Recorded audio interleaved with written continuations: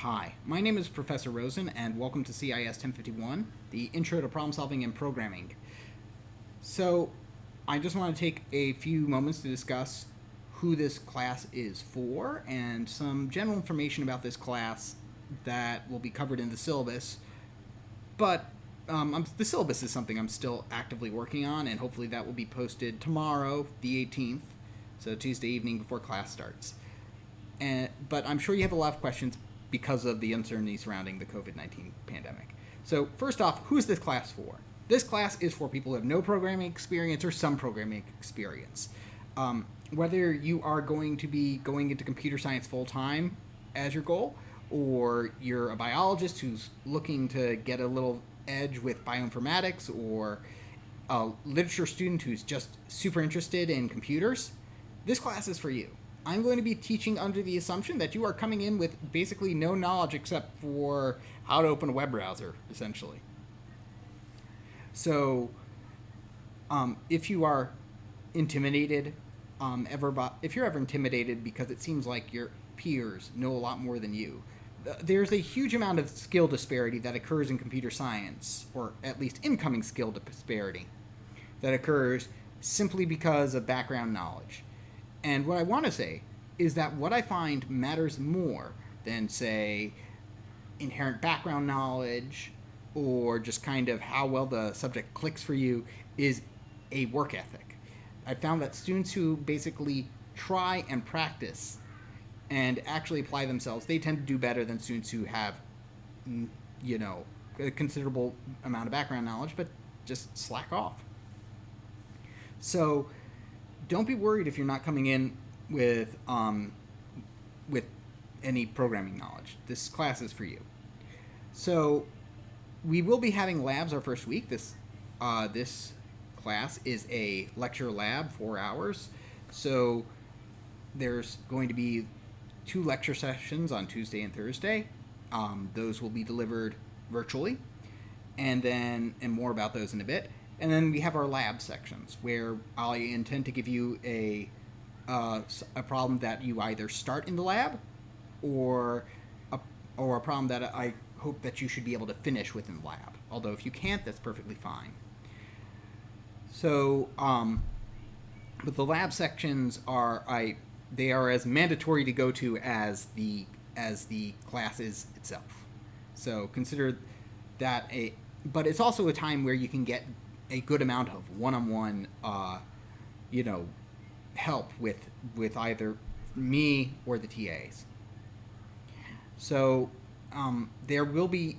It is a bit weird because some of the labs are on Monday, some of them are on Friday, and the Monday occurs before the Tuesday lecture. So that's kind of a bit weird, but don't worry, it will even out, especially when we lose a Monday in the upcoming weeks. The TAs, each of these TAs will have office hours in addition to mine. For my office hours, there will be a link on the homepage that you can click on and schedule some office hours, or schedule a block of time with me. If none of those times work for you, send me an email and I will find time to work with you on your schedule. Another big thing to note, as I'm sure you've asked, is what is the textbook? I don't see a textbook listed in the bookstore for this course. Oh God, did he forget? Is he going to make us buy like something ridiculous like $300 on Amazon plus accompanying proprietary software? And the answer is no, I'm not a horrible person, at least not like that. You'll want to sign up for the textbook at runestone.academy using the course name Fall 2020 Rosen. The textbook is absolutely free. I did put in a lot of effort about a year ago finding a good course for you, or a good textbook. The textbook is something you need to sign up for and need to read. There will be assignments that do check whether or not you read the book by a certain time, but by time I mean date. So, and there will be exercises that you will need to do. This is one of those ways I can make sure that you are learning. Speaking, and finally, the last point I'd like to make is that this course I intend to run as a flipped classroom. What do I mean by that? In a flipped classroom, you read material and or watch lectures before coming to class.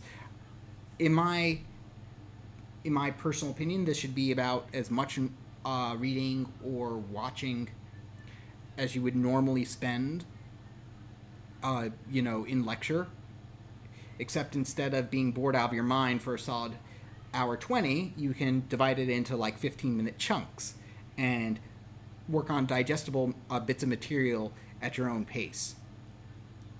And in return for this extra work, I actually take a bunch of work off your plate. We will use the classroom time to work on projects and exercises that would normally be reserved for homework. And any of the textbook exercises that you're having trouble with, you'll be able to ask me or your peers to help with. The idea here is to push the easier mental task, which is your initial first contact with material, off to when I'm the least accessible, and move the harder things like the homework and projects and things like that closer to times where you're closer to me and I'm able to be more accessible to help. The first week will not be flipped. Because you may not be watching this video until after our first lecture, so that would kind of put you in a catch-22. So second week, hopefully you'll have readings and some videos. And if it ends up being a terrible thing, then let me know, and I will switch to a more traditional lecture style. I am always happy to adjust my teaching based on the opinions of my students.